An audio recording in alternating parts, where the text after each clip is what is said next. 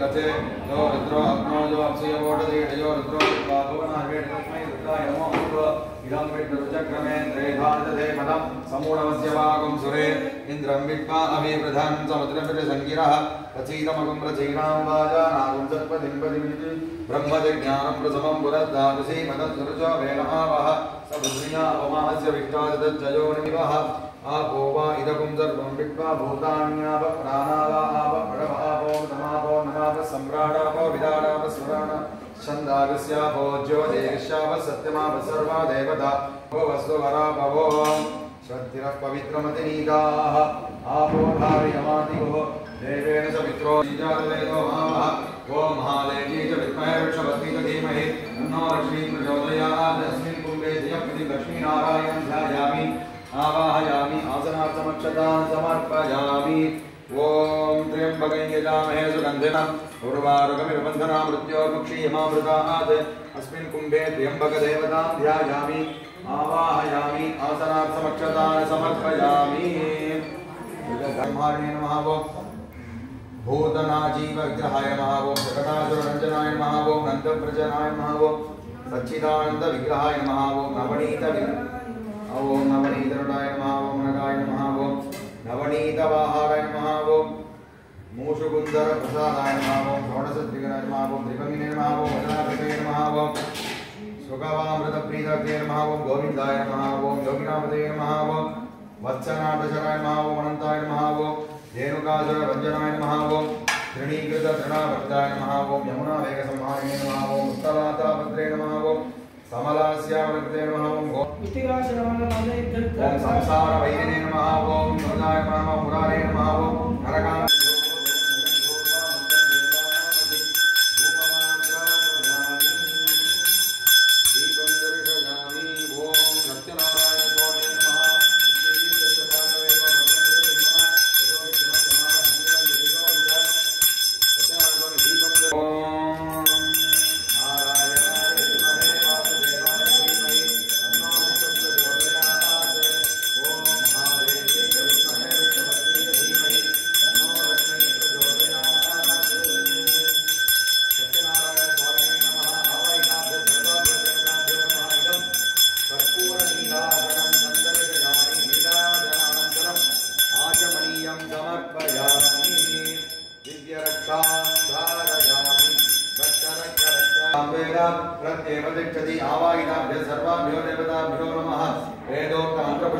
समर्पयामि सिद्धनारायण देवताभ्यो नमः मंत्रपुष्पांजलि अनंतकोटि प्रार्थनानि समर्पयामि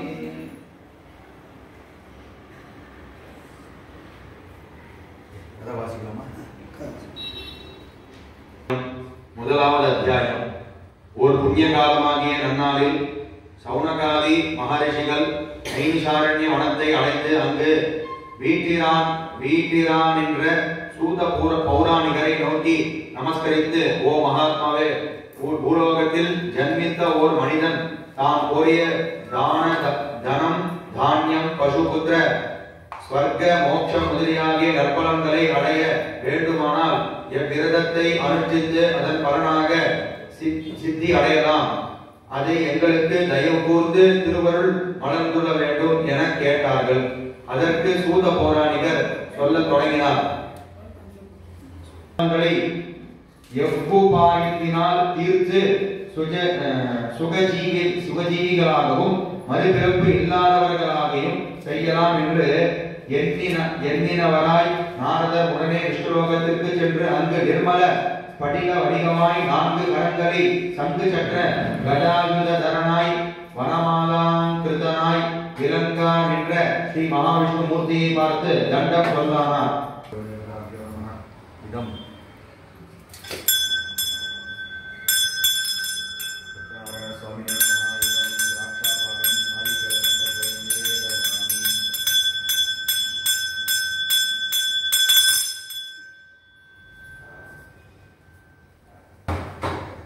இரண்டாவது அத்தியாயம். பின்னும் சூத பௌராணிகர் ரிஷிகணங்களை நோக்கி ஓ ரிஷீஸ்வர்களே, மேற் சொல்லிய விரதத்தை முன்பு எவரால் அனுஷ்டிக்கப்பட்டதோ அதை சொல்லுகிறேன் கேளுங்கள் என்று சொல்ல ஆரம்பித்தார்.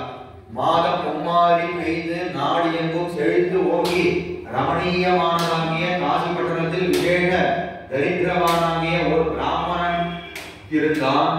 சத்யநாராயண விரதத்தை அனுஷ்டிக்க பிரயத்தனப்பட்டு அது நிறைவேறுவதற்கு பொருள் வேண்டி ஆங்கங்கு யாசிக்க அன்று விசேஷமாய் பொருள் அகப்பட்டது. அதை கொண்டு தனது பந்துக்களுடன் தாமும் ஏகமாய் சத்யநாராயண விரதத்தில் யாராகிலும் எப்போதாகிலும் இந்த விரதத்தை அனுஷ்டிப்பாரே அத்தருணமே சகல சம்சர நாராயணன் நாரதருக்கு சொல்லியபடி சவுனகாதி முனிகளுக்கு சூத பௌராணிகர் சொல்லி அருளினார். நிலை அடைந்து இகலோகத்தில் சகல சுகானுபவங்களை அனுபவித்து பிறகு சத்தியலோகம் அடைந்து மோட்ச சாம்ராஜ்யத்தை பெற்றார்.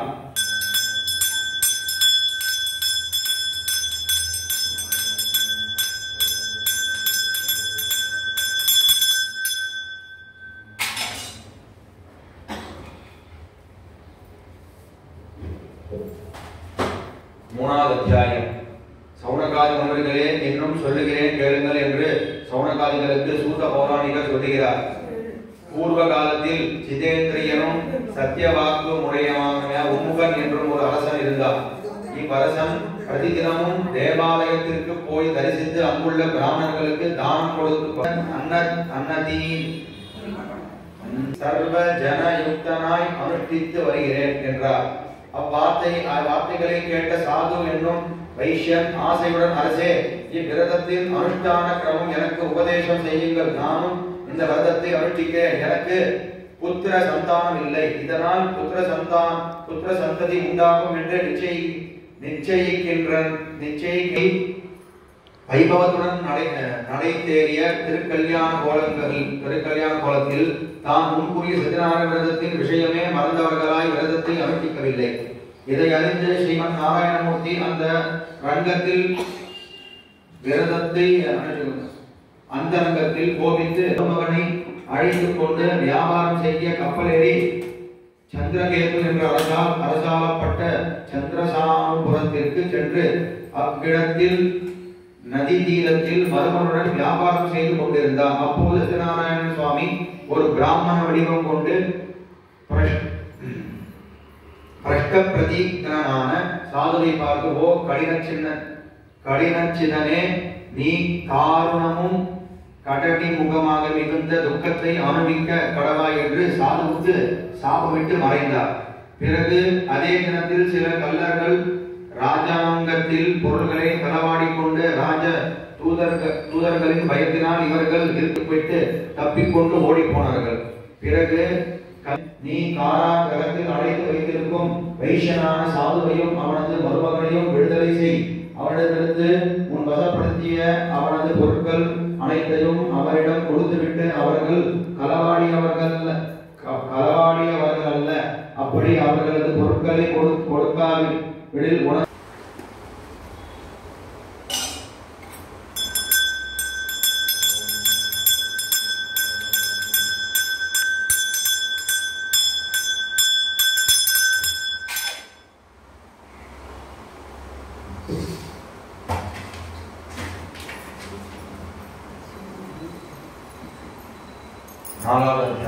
அப்படி தமது நகரத்தை நாடி புறப்பட்டு தனது பொருட்களை கப்பலில் பத்திரப்படுத்திக் கொண்டு சில பிராமணர்களுக்கு தானம் கொடுத்து போகும்போது ஸ்ரீ சத்யநாராயண சுவாமி திரிகண்ட வேஷதாரியாகிய வைஷ்யர்களை பார்த்து, அப்பா, நீங்கள் ஏன் ஒருவாறு வாடிய முகத்துடன் இருக்கிறீர்கள்?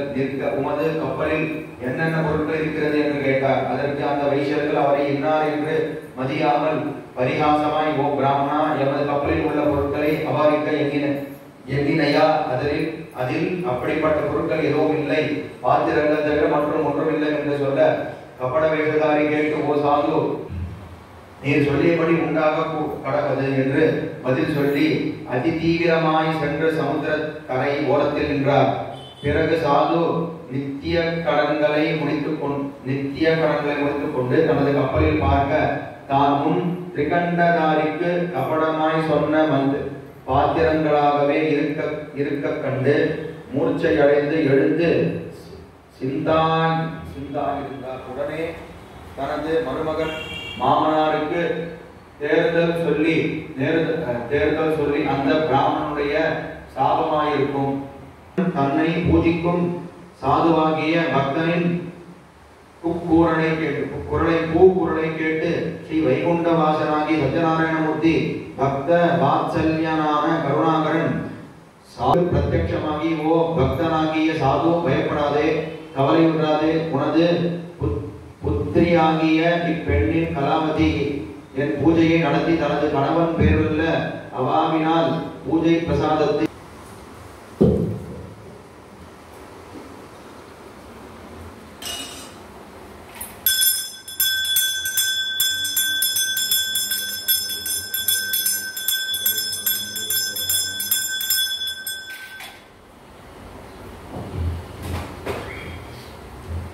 ஐந்தாவது அத்தியாயம்.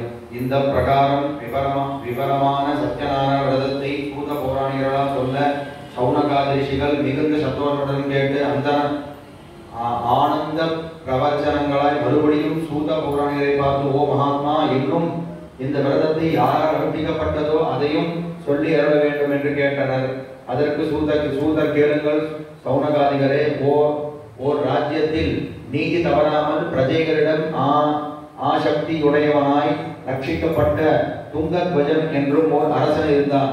அப்பரசன் சத்யநாராயணமூர்த்தியின் பிரசாதத்தை தியஜித்து அதனால் துக்கசாரத்தில் மூழ்கினான். அவன் ஒரு நாள்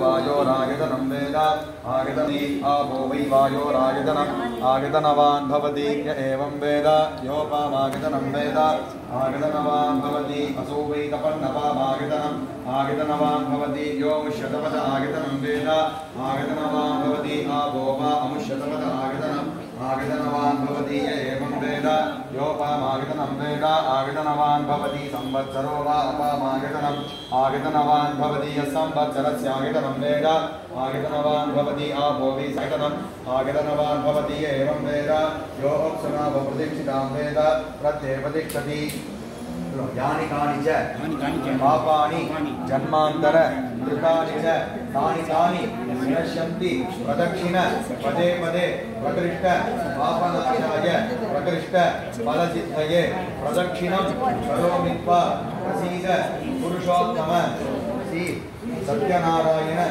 स्वामिने नमः। अद्य मे सफलं जन्म भवत् पादाब्ज वन्दनात् अद्य मे वंशजा सर्वे यातावः अनुग्रहाद्दीहम्। सत्यनारायण स्वामिने नमः। प्रदक्षिणं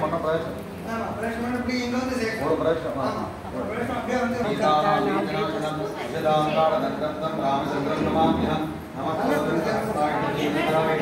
पंडिताय रामाय पन्निवारिणे नामाय मुद्राय रामचंद्राय तेजसे रघुनाथाय नाथाय सीताय पदये नमः। अग्रदपृष्ठदशैव भाषदश महाबलो आकर्णपूर्णधर्माणो रक्षेधां रामलक्ष्मणौ कन्नर्धकवचीकट्ये शावभानकरोजव गच्छन्महाकृतोनित्यं रामपादरत्मनः अच्युतानन्दगोविन्दनामोच्चारणवेदकात् दशमीरागः सत्यं सत्यं आलोक्य सर्वनाशान्यायपुनः इदमेकं दुष्मन्नं जयो नारायणस्तदा यदक्षरपदपृष्ठं मात्राहीनं भवेत् तत्सर्वं वसिरादेव नारायणमोऽस्तुते सर्वगणितमात्राणि पदपादाक्षराणि च न्यूनाचारक्षराणि समस्तप्रणोत्तम आयेनवाचाप्रदेशे वाद्यात्मनावाप्रदेशभावात् भवतीत्यजलं परस्मै नारायणाय नमस्कारामि।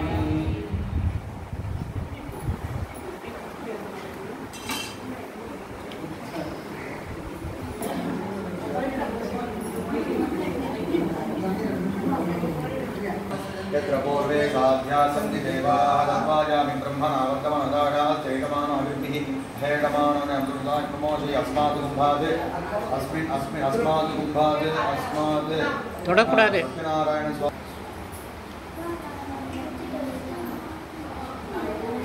ॐ देवस्य प्रातविष्णवे